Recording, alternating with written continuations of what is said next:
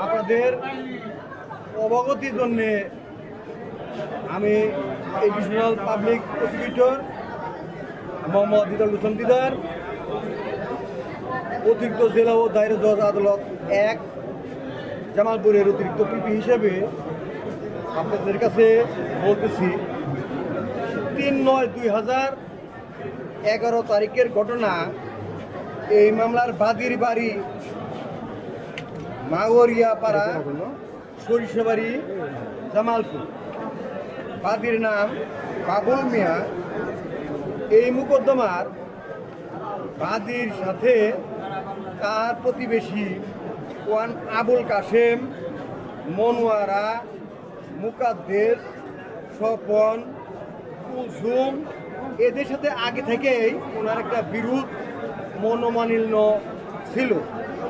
এক পর্যায়ে ৩/৯/২০১১ তারিখে বেলা অনুমান 12:30টার সময় এই বাদীর বাড়ির সামনে এই দুই পক্ষের মধ্যে ওই কাঁঠালের পাতা কুড়ানোকে কেন্দ্র করে বিরোধ হয়। বিরোধের এক পর্যায়ে এই মোকদ্দমার আসামিরা পরিকল্পিতভাবে বাদীর একটা শিশু বাচ্চা, 7 বছরের বাচ্চা ছিল তখন, নাম সুমন, ওকে এনারা হত্যার উদ্দেশ্যেই মারপিট করে ঝিনাই নদীতে ফেলে দেয়। পরবর্তীতে এই মামলার বাদী পক্ষ বাচ্চাদের খুঁজে না পাইলে, বাচ্চাটা বাড়িতে না গেলে এই বাচ্চার পিতা অর্থাৎ বাদী ৪/৯/২০১১ তারিখে সরিষাবাড়ি থানায় একটা জিডি এন্ট্রি করে, জিডি নাম্বার ১১৬।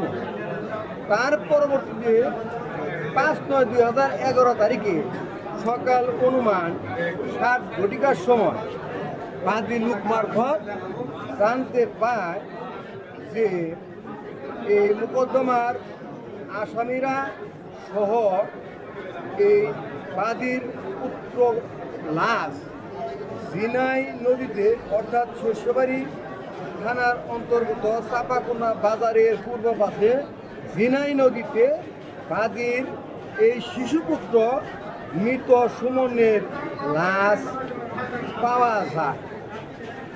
পরবর্তীতে বাদী সরিষাবাড়ি থানায় এই মোকদ্দমাটা আনয়ন করে, মোকদ্দমা আনয়নের সময় এফআইআরে ২ নম্বর কলামে কোনো আসামি না থাকলেও পরবর্তীতে আইও সাহেব ৫ জন আসামির মধ্যে ওয়ান আবুল কাশেম, মুকাদ্দের, স্বপনকে চার্জশিটভুক্ত করে অন্য ২ জন আসামির বিরুদ্ধে প্রাথমিক অপরাধ প্রমাণিত না হয় তাদেরকে চার্জশিট থেকে অব্যাহতি দান করে।